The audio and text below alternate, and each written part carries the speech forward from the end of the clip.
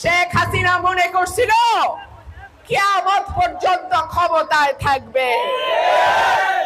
শেখ হাসিনা পরনের কাপড়টা লইয়া কোনো মতে পলাইছে। লোকে তার একটা কাপড় লইতে পারে নাই।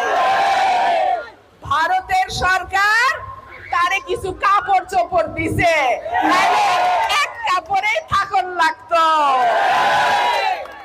আল্লাহর বিচার বড় কঠিন বিচার, আল্লাহর বিচার বড় ভয়ঙ্কর বিচার।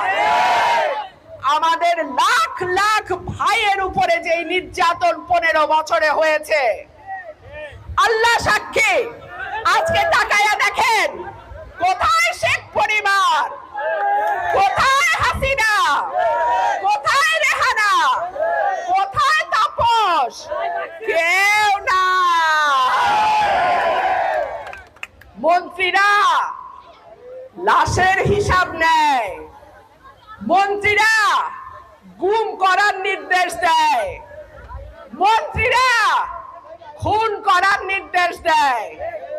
আমার বোনের কাছ থেকে আমার ভাইকে তুলে নিয়ে যায়, আমার ভাইয়ের কাছ থেকে আমার বাবাকে, আমার চাচাকে তারা গুম করে। এখন আদালতেও যাইতে পারে না। মাইনসে পচা ডিম আর কি জুতা লইয়া রেডি থাকে।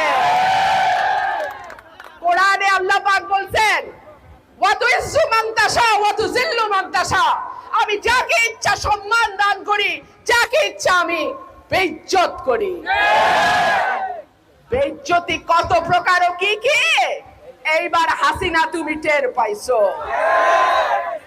আমরা সকলের প্রাণের নেতা, আমাদের নয়নের মণি, আমাদের মা দেশনেত্রী বেগম খালেদা জিয়াকে ৭৬ বছর বয়সে হাসিনা তুমি জেল খাটাইছো মিথ্যা মামলায়। আমাদের মাকে তুমি বাড়ি ছাড়া করছো, ঠিকানা ছাড়া করছো হাসিনা। বাংলাদেশের মাটিতে তোমার আর জায়গা হবে না। ৭৬ বছর বয়সে পলাইছো তো শ্বশুর বাড়ি। আল্লাহ করে যেন কবরটাও তোমার বাংলাদেশে না হয়। আমার মা, আমাদের মাকে ঠিকানা ছাড়া করেছে যেই মহিলা, বাংলাদেশের মাটিতে সে ফিরতে পারবে না।